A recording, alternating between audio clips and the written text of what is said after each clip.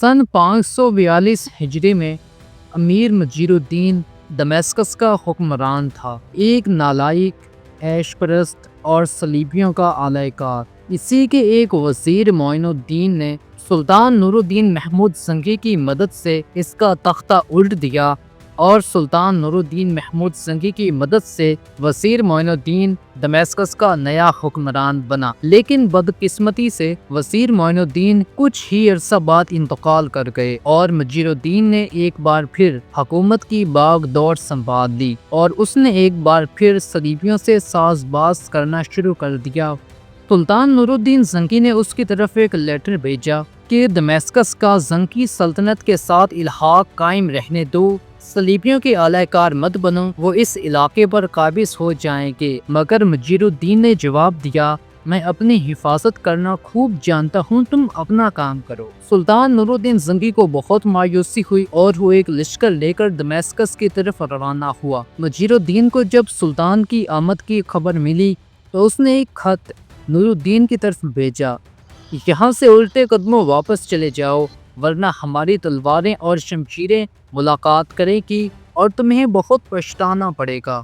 سلطان کو ایک بار پھر بڑی مایوسی ہوئی اور بہت غصہ بھی آیا، لیکن اس نے صلح صفائی کے لیے ایک اور جوابی خط بھیجا، یا تم خود آؤ یا کسی اپنے وزیر کو بھیجو جو میرے ساتھ آ کر صلح کا معاہدہ تحریر کرے۔ مجیر الدین نے اس کو سلطان کی کمزوری سمجھا اور کہا کہ میں اپنا فیصلہ واپس نہیں لیا کرتا۔ یہ جواب ملتے ہی سلطان نور الدین زنگی نے پورے دمشق کا محاصرہ کر لیا اور مجیر الدین پر اتنا زیادہ پریشر بڑھ گیا کہ آخر کار اس نے گھٹنے ٹیک دیے اور سلطان سے صلح کی درخواست کی۔ سلطان نے وہ درخواست قبول کر لی اور معاہدہ تحریر کیا گیا۔ اس معاہدے کے تحریر ہونے کے بعد سلطان نور الدین زنگی نے دربار میں بیٹھے لوگوں سے بآواز بلند فرمایا، میں امیر مجیر الدین کی تمام گستاخیاں معاف کرتا ہوں اور ایک بار پھر اسے دمشق کا حکمران بناتا ہوں، لیکن جہاں جامعہ خطبہ میں والی بغداد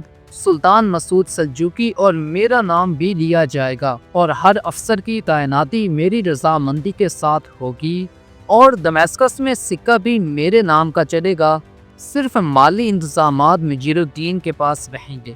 یہ معاہدہ تحریر کرنے کے بعد سلطان نور الدین زنگی شام واپس چلا گیا اور کچھ ہی دنوں بعد انطاکیہ فتح کرنے کے لیے انطاکیہ کی طرف روانہ ہوا۔ انیب کے مقام پر صلیبیوں اور مسلمانوں کے درمیان جنگ ہوئی، جس کو ہم پچھلی ویڈیو میں ایکسپلین کر چکے ہیں۔ سلطان نور الدین زنگی ابھی جنگ میں مصروف تھا کہ مجیر الدین نے صلح نامہ چاک کر دیا اور ایک بار پھر عیش پرستی اور صلیبیوں سے ساز باز کرنا شروع کر دیا۔ سلطان نور الدین زنگی جنگ جیت چکا تھا کہ اسے خبر ملی مجیر الدین نے صلح نامہ چاک کر دیا ہے۔ سلطان نور الدین محمود زنگی نے انطاکیہ کے قلعے پر قبضہ نہ کیا اور واپس آ گیا اور کماندار اسد الدین شیرکو کو اپنا ایلچی بنا کر 1000 سپاہیوں کے ساتھ دمشق کی طرف روانہ کیا۔ اسد الدین شیرکو جب 1000 کے لشکر کے ساتھ دمشق پہنچا اور دمشق کے محافظوں سے کہا، میں سلطان نور الدین محمود زنگی کا ایلچی ہوں اور مجھے مجیر الدین سے ملاقات کرنی ہے، تو سپاہیوں نے اسے روک دیا اور ایک سپاہی بھاگتا ہوا اندر گیا اور مجیر الدین کو بتایا کہ سلطان کا ایلچی آیا ہے اور آپ سے ملاقات کرنا چاہتا ہے۔ مجیر الدین نے انتہائی سخت جواب دیا۔ وہ سپاہی باہر آیا اور اسد الدین شیرکو کے سامنے مجیر الدین کے الفاظ دہرا دیے، چپ چاپ یہاں سے الٹے قدموں واپس چلے جاؤ، ہم ملاقات نہیں کر سکتے اور اگر تم واپس نہ گئے تو ہماری تلواریں اور شمشیریں ملاقات کریں گی۔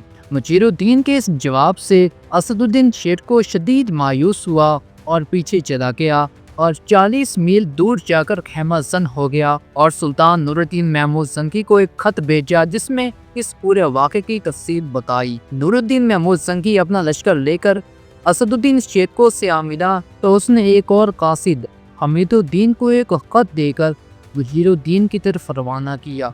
اس بار مجیر الدین نے قاصد حمید الدین کو دربار میں آنے کی اجازت دے دی۔ قاصد حمید الدین جب مجیر الدین کے تخت کے قریب پہنچا تو مجیر الدین اٹھ کھڑا ہوا اور قاصد حمید الدین کے ہاتھ سے مراسلہ چھین کر اس کے پرزے پرزے کر دیے۔ قاصد حمید الدین اس تحقیر آمیز لہجے کو برداشت نہیں کر سکا اور اس نے اپنے سلطان کے خط کے ٹکڑوں کو اٹھانا چاہا تو مجیر الدین نے اس کے منہ پر ایسی ٹھوکر ماری کہ اس کے منہ سے خون بہنے لگا۔ قاصد حمید الدین لڑکھڑاتا ہوا اٹھا اور اپنے منہ پر ہاتھ پھیرا تو اس کا پورا ہاتھ رنگین ہو گیا۔ پھر اس نے وہ خوندار ہاتھ دربار کے سامنے والی دیوار پر رکھ دیا اور پھر ہاتھ اٹھا کر کہا، یہ ٹھوکر تم نے مجھے نہیں بلکہ سلطان نور الدین کو ماری ہے اور اس کا انجام بہت برا ہوگا۔ قاصد حمید الدین یہ کہہ کر واپس چلا گیا اور سلطان نور الدین زنگی کو آگاہ کیا۔ سلطان نور الدین زنگی نے بغیر وقت ضائع کیے حکم دیا، جنگ